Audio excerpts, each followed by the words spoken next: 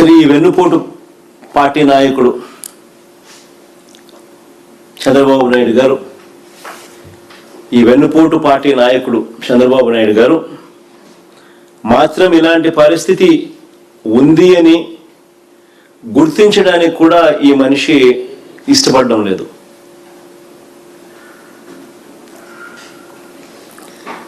రైతులను ప్రజలను ఆదుకోవడానికి ఏమాత్రం కూడా అడుగులు ముందుకు కూడా వేయడంలా.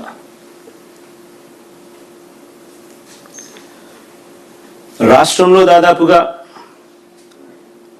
ఈ ఖరీఫ్ పంట సాగు చూస్తే రాష్ట్రంలో 63 లక్షల చిల్లర ఎకరాలకు గాను కేవలం 50 లక్షల చిల్లర ఎకరాల్లో మాత్రమే సాగైంది. దాదాపుగా 80% మాత్రమే సాగు నమోదు చేసిన పరిస్థితులు కనిపిస్తా ఉన్నాయి.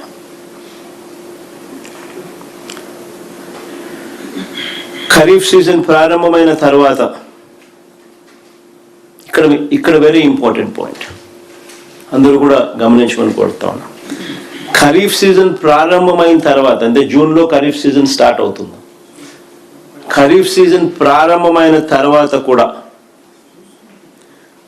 మధ్యలో జూలై 10న అంటే ఖరీఫ్ సీజన్ జూన్లో స్టార్ట్ అవుతుంది. ఖరీఫ్ సీజన్ ప్రారంభమైన తర్వాత జూలై 10న ఖరీఫ్ సీజన్ మధ్యలో జూలై 10న పంటలకు నీళ్ళు ఇస్తామనంటూ ఇదే ప్రకాశం బ్యారేజ్ లాకుల వద్ద నీళ్లు విడుదల చేస్తున్నట్లుగా పోజులు ఇచ్చి ఫోటోలు దిగి ఈ వెన్నుపోటు పార్టీకి సంబంధించిన ప్రభుత్వంలోని మంత్రులు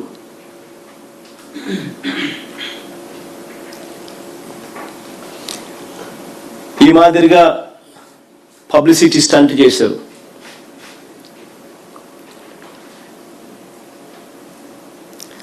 వీళ్ళని నమ్మి నీళ్ళు ఇస్తారని కదా ఇక్కడ కృష్ణా డెల్టా రైతులే కాకుండా మిగిలిన చోట్ల రాష్ట్రమంతా కూడా మిగిలిన చోట్ల కూడా రైతులందరూ కూడా పెట్టుబడి పెట్టి అష్టకష్టాలు పడి విత్తనాలు ఎరువులు కొని నార్లు నాటి వ్యవసాయం లేకి వేగంగా అడుగులు ముందుకు వేశారు. ఇవాళ వేసిన నార్లన్నీ కూడా ఎండిపోయిన పరిస్థితి, ఎండుతా ఉన్న పరిస్థితులు. ప్రతి ఎకరాకు రైతుకు కనీసం 15,000 రూపాయలు ప్రతి రైతు కూడా నష్టపోయిన పరిస్థితులు కనిపిస్తా ఉన్నాయి. ఇక్కడ అందరూ గమనించమని కోరుతా ఉన్నాం.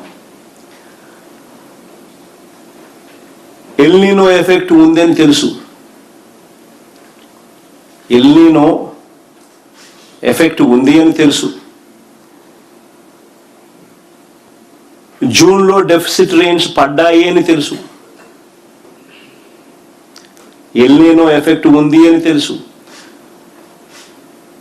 జూన్లో డెఫిసిట్ రెయిన్స్ పడ్డాయి అని తెలుసు.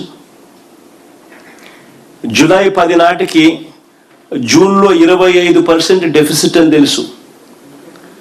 జూలై 10 నాటికి జూలై నెలలోనే 66% డెఫిసిట్ అని కూడా తెలుసు.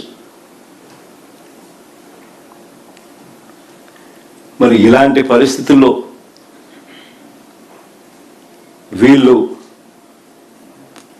పోజులు ఇచ్చి అటు చూడ మాటలు కూడా అలా గజెట్ పేపర్ ఈనాడులో రాసిన మాటలు కూడా వీళ్ళు ఏమన్నారంటే ప్రతి ఎకరాకు కాలువ చివరి వరకు నీరు ఇవ్వడానికి చంద్రబాబు సంకల్పించాడు అని చెప్పి.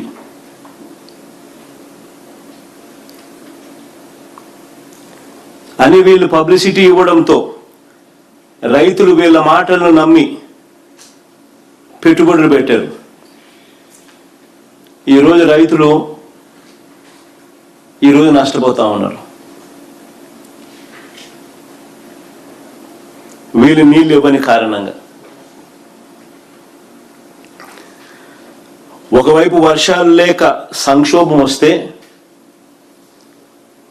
మరోవైపు చంద్రబాబు నాయుడు గారు మానవత్వం అనేది లేకుండా వ్యవహరిస్తూ ఉన్నారు.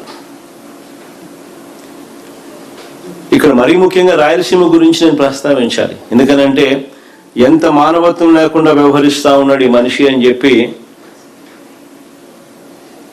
ఒక్కసారి రాయలసీమ పరిస్థితిని గమనిస్తే ఇట్టే ఎవరికైనా అర్థమవుతుంది. రాయలసీమ